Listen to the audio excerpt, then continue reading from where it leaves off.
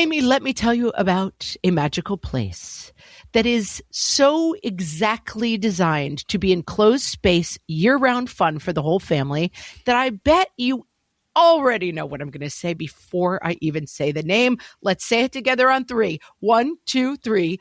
Great Wolf Lodge. You got it, Amy. My kids loved Great Wolf Lodge when we went. You probably already know that it has a huge indoor water park with a wave pool, lazy river, a bunch of massive water slides. But then your pack can hit the other attractions because wait, there's more. Great Wolf Lodge has adventure-packed attractions like Magi Quest, a live-action game kids can play throughout the lodge, plus the Northern Lights Arcade. Spent some quality time there, so your kid who loves the lazy river and your kid who loves fantasy games will both have a great time. Great Wolf Lodge also offers great dining options and complimentary daily events like nightly dance parties, all under one roof. Unpack the car once and you're settled in to have fun. And with 22 lodges across the country, you're always a short drive away from adventure.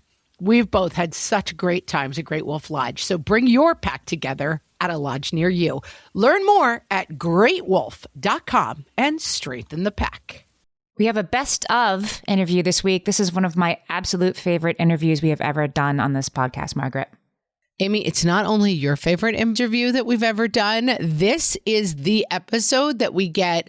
I was just with my cousin at an event recently, and she said, oh, I love the podcast. I love listening to it, but that Ned Hallowell interview. And we've just gotten a tremendous amount of feedback about how much it has helped. And I will say, for kids who struggle with ADHD, kids on the spectrum, kids who are neurodiverse in any way, this podcast is extremely helpful. There are still things from this conversation that I think about and repeat several times a week, mostly in a loud voice to my husband when I try to tell him how well I'm doing at parenting.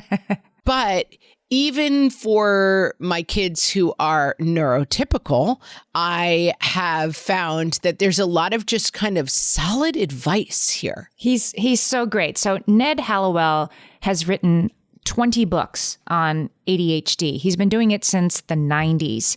And when he started doing it, I looked up this morning because it was interesting to see ADHD, those nomenclatures started coming together in about the 80s. And in the 90s, they really came into sort of popular understanding through Ned Hallowell's writing with John Ratty, who he writes these books with. That's when sort of everybody started to hear about it. And you'll hear in this interview today that he thinks that ADHD, that calling it a deficit of attention, is actually completely inaccurate. And he has a whole new name for what this trait is that encompasses both the struggles and also the highly positive traits that come with this attention trait. And I love that it completely reset my thinking around ADHD. That's it. And I feel like what we try to bring everybody, including ourselves, with the fresh takes is a really fresh take, like truly a new way of looking at things. And that has been really valuable to me in terms of thinking of like a kid with the race car engine and the bicycle brakes. I mean, that's a phrase that comes up a lot of times when I'm dealing with all kids, you know, that we talk a lot about changing our story. And this episode, I think the reason it resonated with people so much is because it's about kind of changing your story from like, this kid's out of control. This kid's driving me crazy. This kid can't calm down. This kid can't sit still, to this kid has a different operating system that in some ways is going to serve them so well in life. But while we're trying to get through this family meal, this 7th grade experience, whatever it happens to be, that being able to change that story about this is a unique and extraordinary kid who has lots of good positives, but some of the negatives seem to be the only thing that I'm responding to. Right. And that kind of change of story, and we've had it from other guests on our Fresh Takes as well, that new way of thinking is really what makes the difference in how you're able to interact with your kids. And I really love his emphasis on just staying really positive with kids. And it's something that I've worked on with all of my kids in terms of this isn't about shaming you for the annoying ways you're behaving, although that is extremely tempting, Amy, let's be honest. This is about saying, you have strengths and weaknesses, and you have superpowers that get in the way of your functioning in some ways. And let's reframe the conversation around that, not because we're goony goo-goos who think like, oh, yes, we have to see and value our kids in every second of the day, but because it actually makes our lives easier. Yes, and certainly theirs. And certainly theirs. So we hope you enjoy today's Fresh Take with Dr. Ned Hallowell. Hello, everyone, and welcome to Fresh Take from the What Fresh Hell podcast. This is Margaret. And this is Amy, and today we're talking to Dr. Edward Hallowell, author of the new book, ADHD 2.0, New Science and Essential Strategies for Thriving with Distraction from Childhood Through Adulthood. Dr. Hallowell is a board-certified child and adult psychiatrist, a world-renowned keynote speaker, and the best-selling author or co-author of more than 20 books, including Driven to Distraction with John J. Rady, which sparked a revolution in our understanding of ADHD.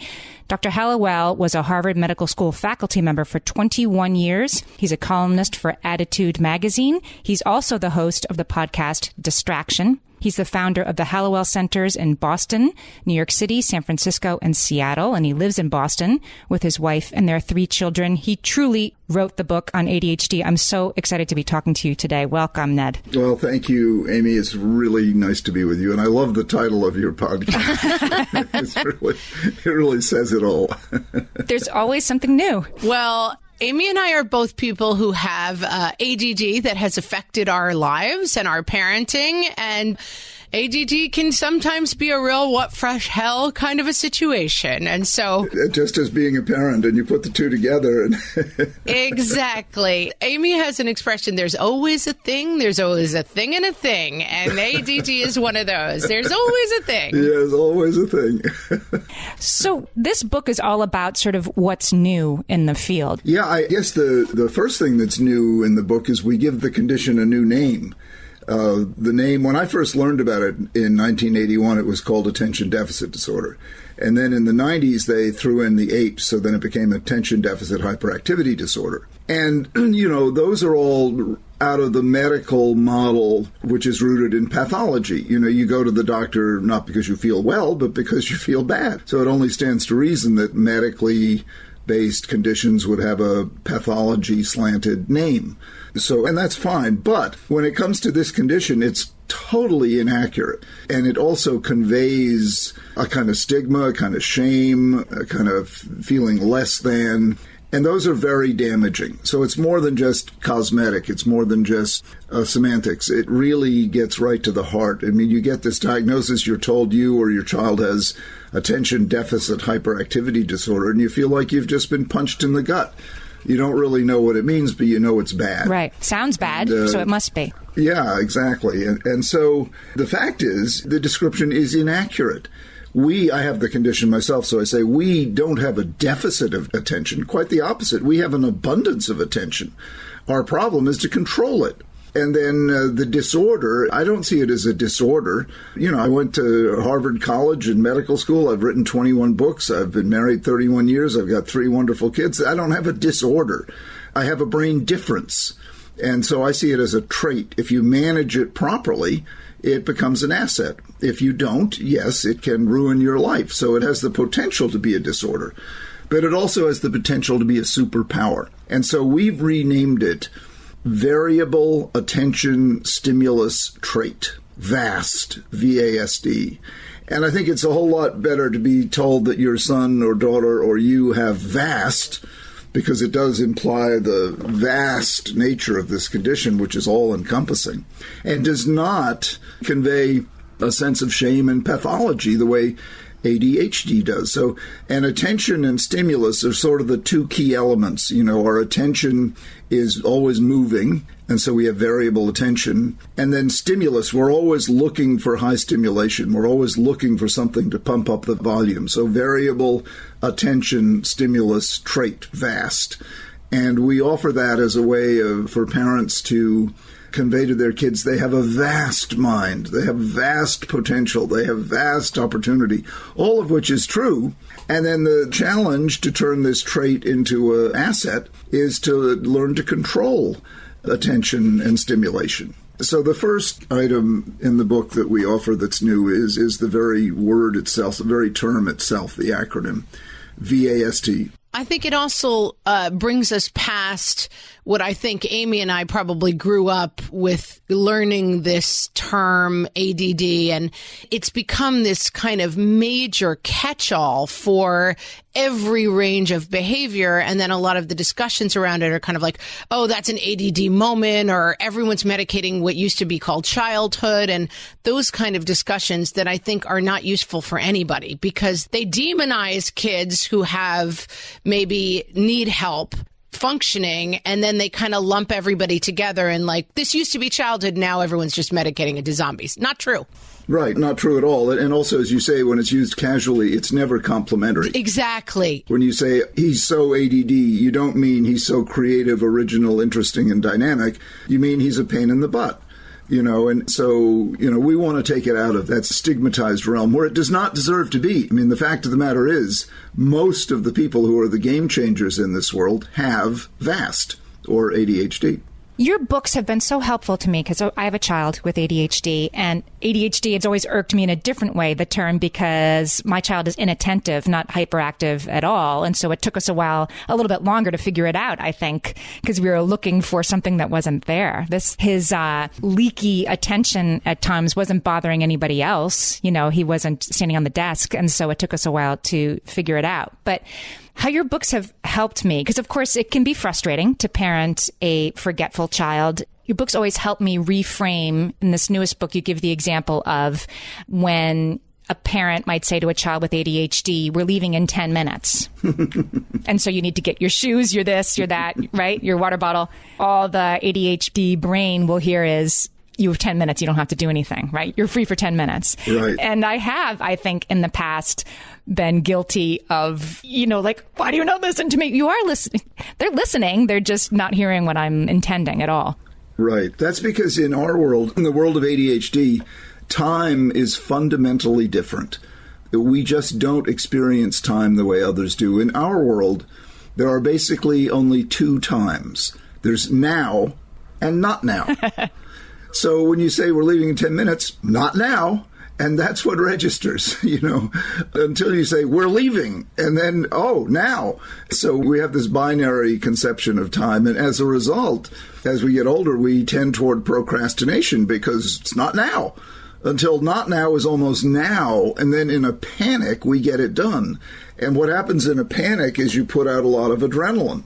Well, adrenaline is chemically very similar to the medications we use to treat ADD. So essentially what you're doing without knowing it is you're self-medicating with panic, with adrenaline. We had Ned Johnson on a couple of weeks ago, who wrote the book, The Self-Driven Child. When we talked to him, he talked about the default mode network, which is basically like things that pop into your head when you're taking a shower or taking a walk. And like, how do we get our kids to do that? He's like, well, open-ended play, toys that don't beep or bop or tell them what to do, let them get deeply engrossed in something. And in this book, you talk about how there's the default mode network, sort of the daydreaming place, right? Am I oversimplifying it, or is that... No, but it goes a step further. Let me explain it to you, because this is one of the very powerful new concepts we lay out in the book, and it's also extremely helpful. And it'll take me a couple of minutes to explain it, because it's not a soundbite explanation. We have a couple minutes. Okay, good. So when you're doing something, anything, frying an egg, digging a hole, doing a crossword, talking to someone on a podcast, when you're doing something, your brain lights up in 4 different areas, and you can see it on BrainScan. And those 4 different areas in aggregate are called the task positive network. So your imagination is engaged in a positive way. You're doing something constructive. When the interview is over, when the egg is fried, when the hole is dug, when the crossword is done, the TPN, the task positive network, shuts down. You've finished what you were doing. Well, the old thinking was that then the brain takes a little rest, like most of us do when we've done something. Not so, not the brain. In fact, the brain is more active after the TPN shuts down than it was before. It consumes more glucose and oxygen than before. And what lights up is called the default mode network, the DMN. And it's another 4 different regions of the brain, but a different 4 regions. And the default mode network, which is what's going on when you're not consciously and focusedly and intentionally doing something, tends in people with ADHD, because it is also the seat of the imagination, to generate a ton of negative images, feelings, thoughts.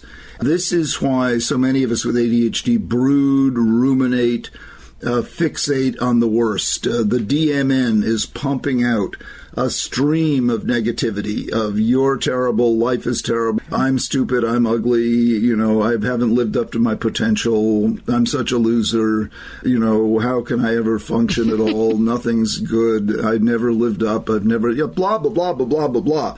And this default mode network is absolutely gripping. And we just sit there riveted in this trance, if you will, of negativity. And why? Because, remember, I said we're always looking for stimulation. Right. Well, contentment is too bland. You don't say she was riveted in contentment. Yeah. But you do say she was riveted in self-hatred, in fear, in loathing, in gloom and doom. And so the trick is, don't feed the demon, the DMN, I call it the demon. Don't feed the demon. And what do you feed it with? Your attention. That's its oxygen supply. What you got to do is shut off your attention to the demon. So instead of focusing on what a loser you are, fry another egg. Dig another hole, start up a conversation with someone, do 25 jumping jacks. A quick burst of energy will snap you out of it. But don't argue with it. Don't mistake it for reality. Don't say, as so many of us with ADHD do, yes, my life really does suck. Yes, this won't work out. Yes, my new book comes out today. Yeah, my book's not going to sell anything. Nobody's going to like it. It's a terrible book. And that's typically what the DMN would have me thinking. And what is our role in terms of being parents to a child in that space? Redirect. Don't argue. Don't say, no, you are a great kid. I mean, you can say that, but meanwhile, redirect. Get him building Legos. Get him, or her, get her playing with her doll. Get her talking to grandma on the phone. Get her doing something else. You can give the reassurance, and you should, because you don't want to say, yeah, you're a loser. So that you're coming out against saying you're a loser to your kids, just so we're clear. Okay. Right. But don't argue with it. Don't, because you can't win. You got to get her doing something else. Get her involved in some other kind of project. And you yourself don't despair, oh, my child has a terrible self-esteem. Right. It's not that. It's the DMN. It does this with all of us. It's interesting because where I see it a lot in mine is bedtime. The last 20 minutes before bed tend to be in that space. Everything's terrible and everything's awful. And it's like the letting down of all the activities. And I've been noticing lately, there's this 20 minutes before bed every day that we just have to travel in through the pits of despair. And just don't do it. Read a story instead. Give her a back rub instead, or him. I don't know if you're a boy or a girl, but a back rub, a story, music, tell stories from your own childhood. That's a wonderful time to do that. What my mommy used to do when I was falling asleep. Just get his or her mind off of the negatives. You don't want him to go to sleep full of fear, loathing, and dread. Let's take a break. And when we come back, we're going to talk about some other strategies and lifestyle hacks that we can use to help our kids with ADHD. For some of us, tax season is one of the only times that we look at our finances fully. And once it's over, well, that was terrible. And it is completely understandable not to want to think about it for another whole year. But using Monarch and being intentional with your finances in an ongoing way helps you see where your money is going and how you can put your refund to best use. We are here to tell you, simplify your finances with Monarch. Monarch is the all-in-one personal finance tool designed to make your life easier. It brings your entire financial life, budgeting, accounts and investments, net worth, and future planning together in one dashboard on your phone or laptop. Feel aware and in control of your finances this tax season and get 50% off your Monarch subscription with code FRESH. As you know, my husband and I are preparing to send, 3 kids off to college, and I cannot tell you how helpful Monarch has been in showing us our full financial picture, helping us to track our spending and reach important savings milestones. Our weekly meeting, Amy, it's now run by Monarch. Love it. Achieve your financial goals for good with Monarch, the all-in-one tool that makes money management simple. Use code FRESH at monarch.com for half off your first year. That's 50% off at monarch.com, code FRESH. At DSW, we ask the important questions, like, what shoes are you going to wear? Whether you're prepping for wedding season, festival season, or just planning the ultimate vacay, the right shoes can make or break an RSVP. So own the moment. You've got big plans, and we've got just the shoes. At the perfect price, of course. Get ready to get ready with Designer Shoe Warehouse. Head to your DSW store or DSW.com today and let us surprise you. Ned, in the book, you talk about how the goal for someone with ADHD is to find what you call the right difficult. Can you talk about that and maybe how we can help our kids find that for themselves? Yes, this is another new strategy in the book. Over the years, I've come to realize, first of all, in myself and then in all my clients and patients, we need a creative outlet. We just don't do well. The reason I write so many books, it's not that I'm ambitious to write books. If I don't have a book going, I get depressed. I just don't feel right. So I always have a book going. And even when I'm not working on it on the laptop, I'm working on it in my unconscious. So I always have a book going. And no matter what your creative project is, you're always working on it. Like you ladies are always working on the podcast. You know, even if you're not doing the podcast, you're always dreaming up new topics, new guests, whatever. You know, your right difficult might be a garden, might be perfecting a recipe, it might be writing a book, it might be painting, whatever, but you need a creative outlet. And the reason I say the right difficult is it needs to be difficult. Otherwise, it's boring. You know, we ADDers, we like difficult, odd as that may sound. Otherwise, we get bored. So it needs to be challenging. It needs to be difficult. And number two, it needs to matter to you. So if it doesn't matter to you, it doesn't matter, you know, you're not going to do it because that's just the way we are. So the combination of it matters to you, like this podcast matters to you both, and it's challenging. It's difficult. And producing one of these things, I know from experience, is not easy. So that's a great example of a right difficult. We need that creative outlet. We have this need to create, to build, to pump up the volume of ordinary life. We need to improve ordinary life, make it more interesting, more stimulating, more challenging, in fact. And I often say we're like cows. We need to be milked every day, you know, and delivering our creative output is like, you know, the cow getting milked. And I've just discovered it, and it's not stressed nearly enough in the life of raising kids with ADD and working with adults who have it. And let's talk about that for ages and stages. For our folks who maybe have a 4-year-old who's struggling and an 18-year-old who's struggling. Mm-hmm. Like they're not writing books, doing podcasts. Like this is getting them out on a bike during the day. I mean, what is this? What do you see in your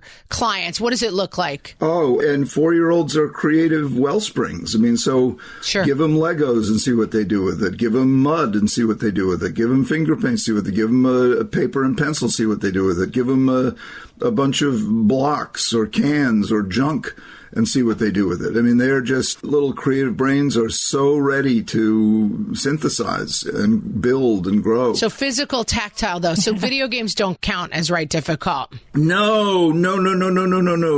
They don't shut it down, but they don't develop it at all. So, you know, my feeling about electronics is it's like ice cream. Some is good. In fact, you should have some, but too much is way bad and gives you cavities of the brain. So you want to give them and let them discover. I mean, that life is discovering what's your creative outlet.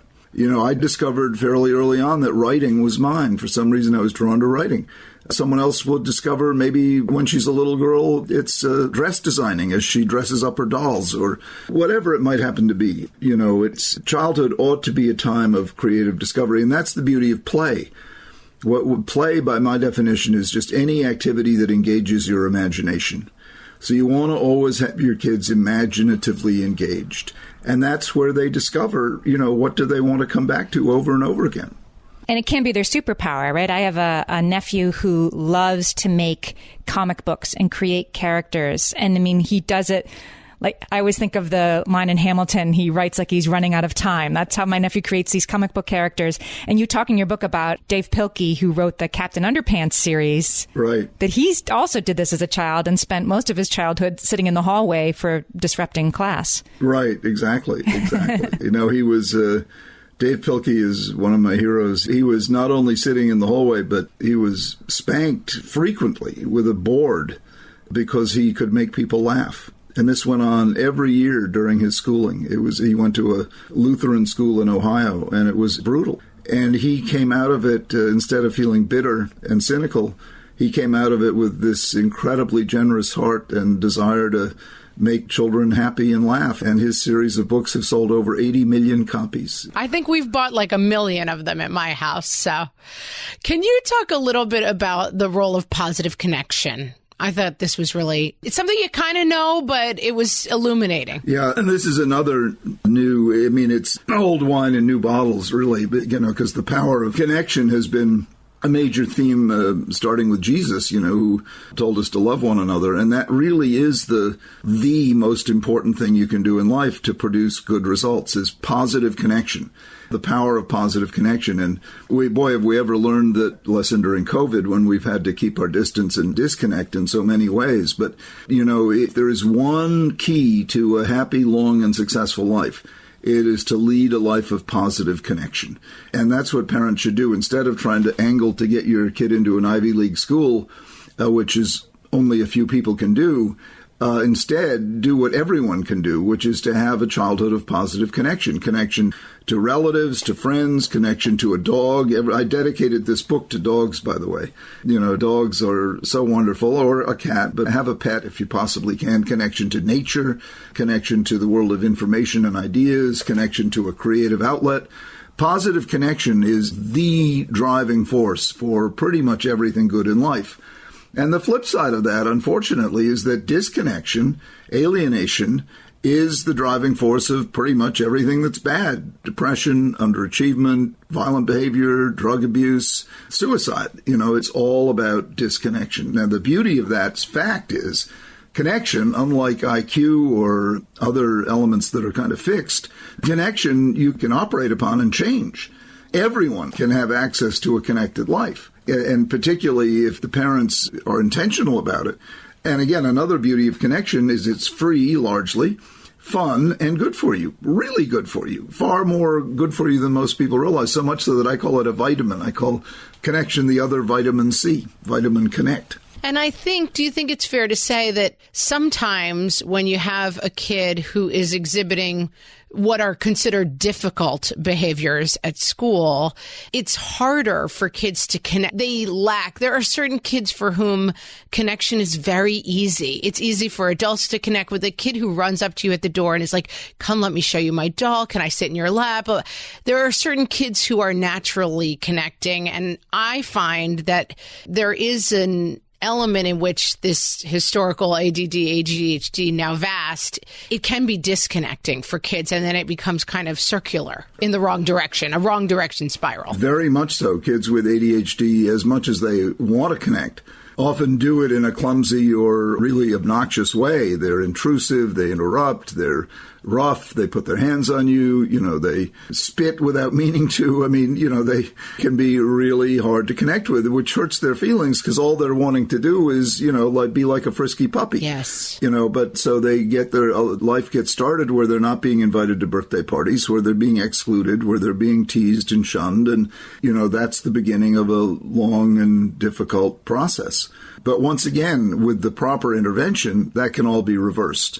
That's the beauty of this condition, is that with the right help, what began as a liability can turn into a superpower. And you talk about the importance of physical touch, and that's something as my kids get older, my little one because she's constantly on my lap, she's crawling up. But even with my bigger guys, I go out of my way to they're not that into like, hey, mom, come give me a hug, but trying to find that physical connection, even when they're kind of prickly cacti. Absolutely. Put your arm around their shoulder, give them a pat on the back. Touch really matters. And believe me, they like it. They may brush you off, but that prickly cactus actually likes its prickles touched, so. Mm-hmm.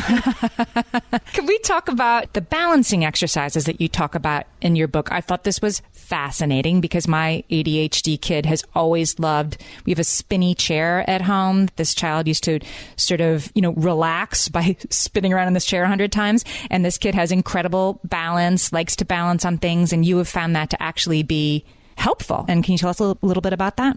Yeah, that's another new element in this book, new discovery in this book. It turns out, and this is from research by Jeremy Schmallman at Harvard Medical School, that the cerebellum, a big clump of neurons at the back of the brain, is far more important than we ever knew.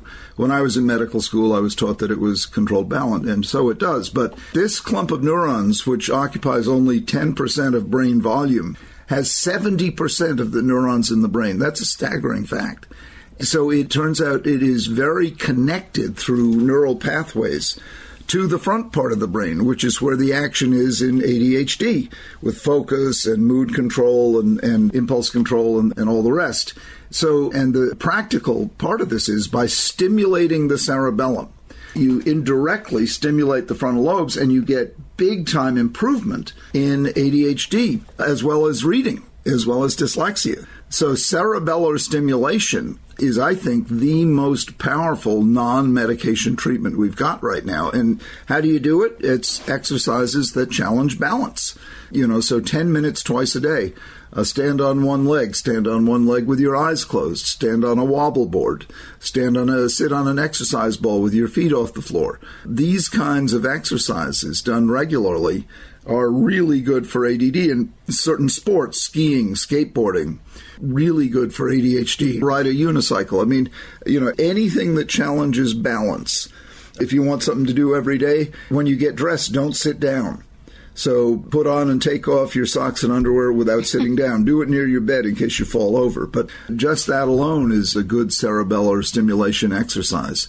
And we really have overlooked the cerebellum, and it's a wonderful discovery because these are simple exercises that you can do regularly, and they will absolutely improve your ADD attention apparatus. And, of course, they'll strengthen your core. So it's good for you in both. Listen, we like 2 wins at the same time. It's perfect. Exactly. A double bonus. A double win. That's what we're always going for. All right, we're going to take a quick break. We'll be right back. Amy, when I'm having a good hair day, it usually makes my whole day better.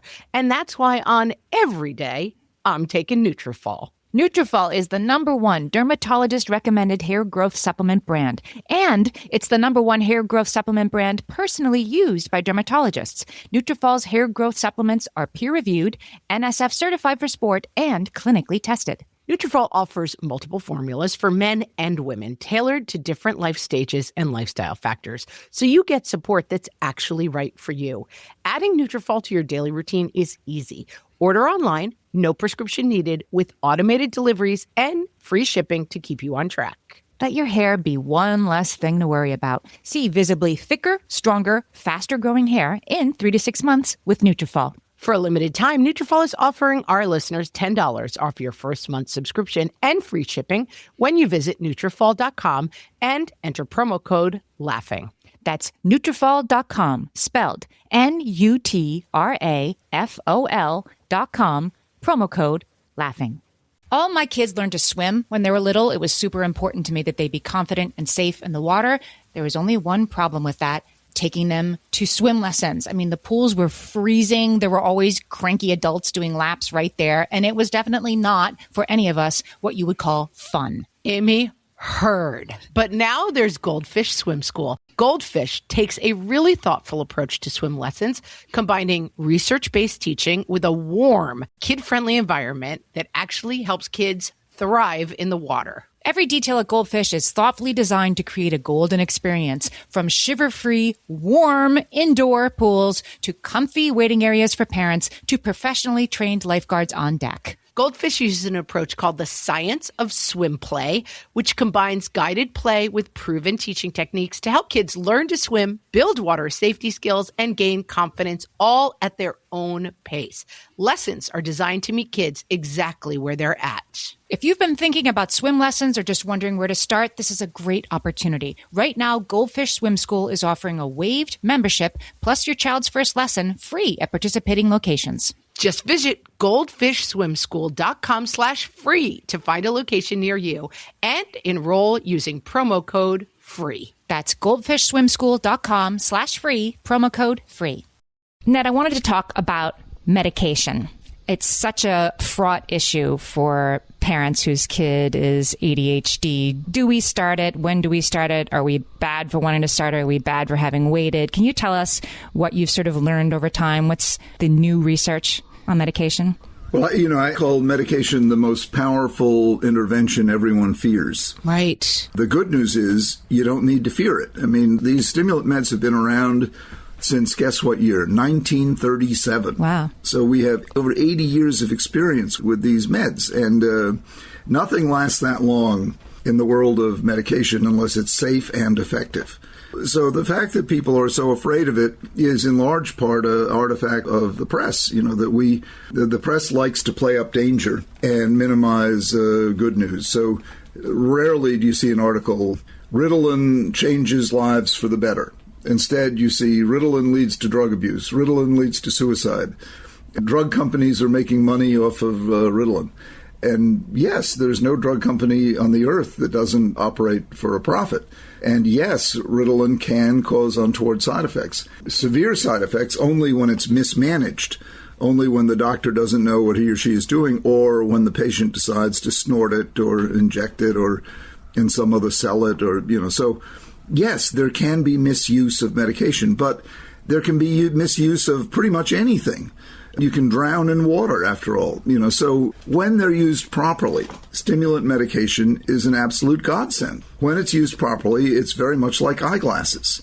And suddenly you can focus. Suddenly you can get organized. I've never heard that parallel before. That's really smart. And That's it. It's eyeglasses. It's not giving up, which I think a lot of people think of it as. It's not failing. It's eyeglasses. Oh, no. It makes your effort more productive. Right. Instead of going through your day squinting, straining to see, now you can see clearly. It doesn't make you smarter, but it allows you to use your smarts far more effectively. Imagine how ineffective a student would be who didn't get eyeglasses. He or she would have to squint through their education, and that's untreated ADD. A lot of kids are squinting through their education, and as a result, they're underachieving, and they're getting lectures about how they should try harder, which, of course, just diminishes their self-esteem because they're trying as hard as they can, and they're getting bad results. So, it's really unfortunate that these meds have such a bad rap, that when they're used properly, they are an absolute godsend. They are very much like eyeglasses. They don't make you smarter. They don't do your homework for you, but they do allow you to use your smarts more effectively and do your homework more efficiently. It's a common story.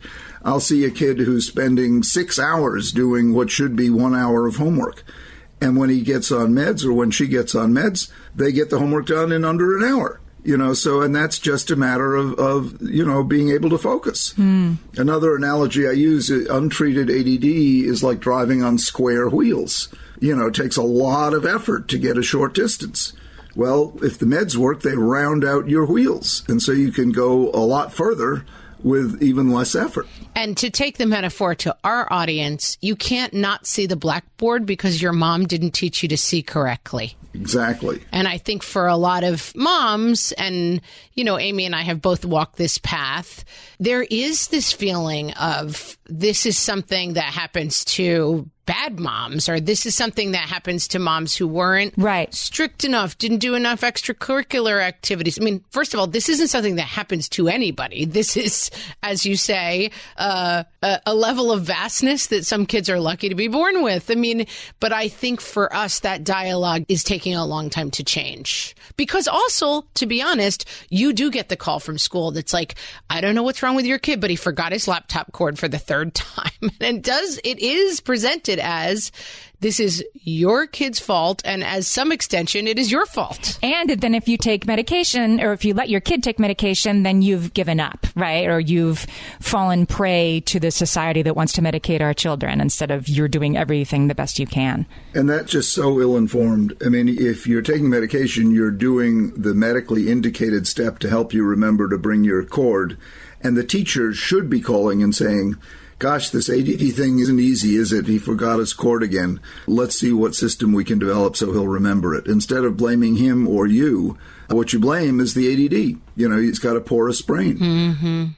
Or the analogy I like is you've got a race car brain with bicycle brakes. Your brain is going so fast, you skid right past that cord. You don't see it, just like you drive through the stop sign as an adult. So you've got a race car brain with bicycle brakes. And if you can convey that to the teacher and get the teacher to understand it, when she calls you, she won't be calling you with this sort of guilt-provoking message. She'll say, oh my gosh, that ADD, what a pain in the butt. And, right. Let's come up with a system to deal with it. Let's figure it out. Yeah. And the kid, by the way, the chances are good that mom has it too, because this is genetic. Yes. And by far the biggest undiagnosed group are adult women. And it's wonderful. It's wonderful to take an adult woman and see her get diagnosed. Everything changes. Everything in her life changes for the better. Why do you think that we're underdiagnosed as a group? Because you're not disruptive. In school, when you underachieved, you were dismissed as not very bright, daydreamer, lost in your thoughts, creative but not terribly smart. And so you skated on by, and you weren't hyperactive, so you didn't overturn desks, it was easy to overlook you and dismiss you as being not terribly talented. You could blend in. And it just breaks my heart because these little girls are unbelievably smart, unbelievably creative, they're just, if you ask them what's it like to be at school, they'll say, oh, it's fine, I'm almost never there. Because they're lost in their thoughts. They're daydreaming. They're building an imaginary world. And then when they become women, if they should happen to go for help, the medical and psychiatric profession is so poorly educated about this, they almost 98% of the time get diagnosed with depression or anxiety or both. And they get put on SSRIs, which is not what they need. And so the matter never gets addressed. So if any of your listeners identify with this, go see somebody, but make sure they understand adult ADD. Interesting. And if you have trouble, you can always just reach out to me and I'll point you in the right direction. Can you talk a little bit on that subject to moms who are maybe home with young kids or 12-year-olds or any age about a path of hopefulness for people who are really struggling and feel like they don't have this figured out, and give them some guidelines and strategies, like where are we going with a 4-year-old when this seems really daunting to a mom or a dad? When you get diagnosed, your life changes the day. Like if today's the day, if you see your kid in any of this, or if you see yourself, today could be the first day of an incredibly better life. I mean, this really is a good news diagnosis. Things can only get better, and often dramatically so.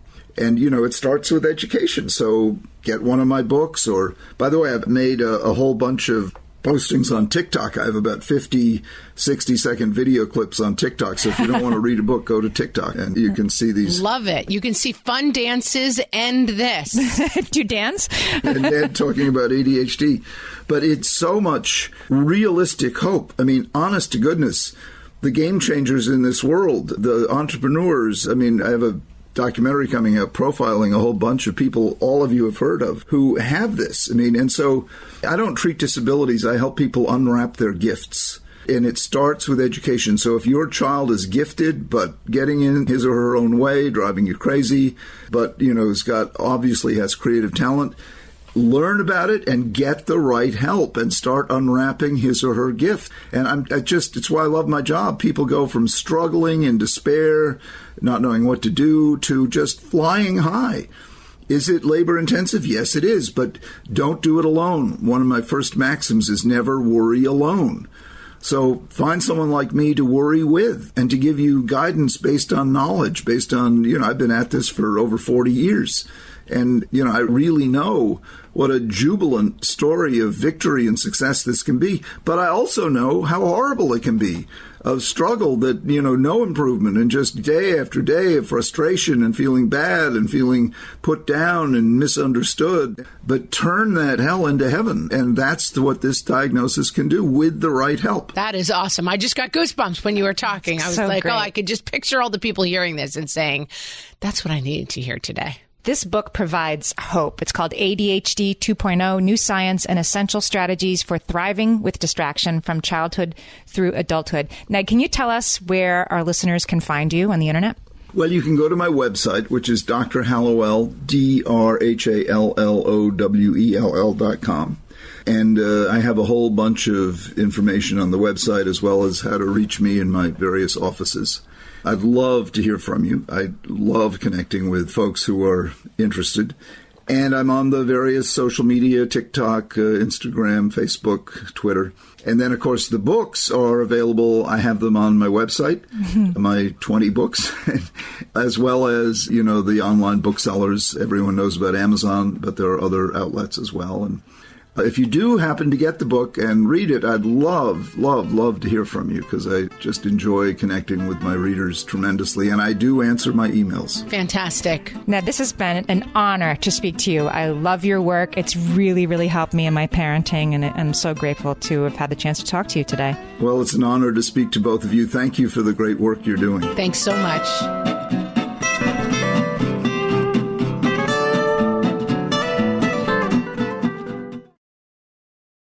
Ryan Reynolds here from Mint Mobile.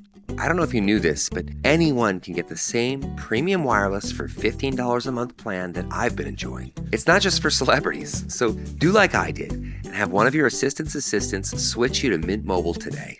I'm told it's super easy to do at mintmobile.com/switch. Upfront payment of $45 for 3-month plan, equivalent to $15 per month required. Intro rate first 3 months only, then full price plan options available. Taxes and fees extra. See full terms at mintmobile.com.